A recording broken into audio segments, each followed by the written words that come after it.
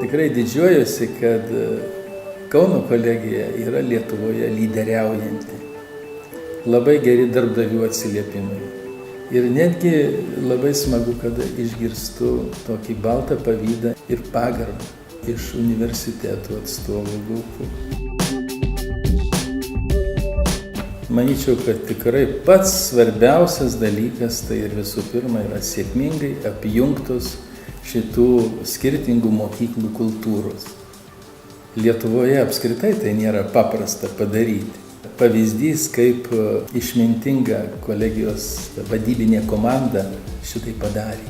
Ir pasakyčiau, ne itin skausmingai.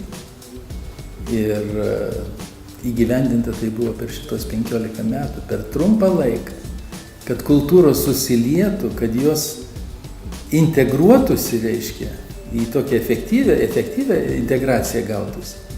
Tai yra nepaprastai sudėtingas dalykas. Personalo kompetencija išaugo, jau nekalbu apie reikšmingai ir net pažįstamai pasikeitusią infrastruktūrą.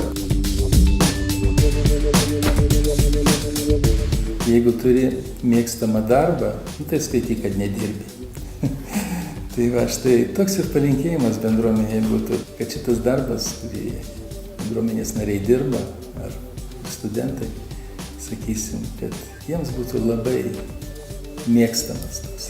Ir tuomet jie bus laisvi, jie atsiskleis kūrybiškai, jie save visą atiduos šitiems aukštiem tikslam.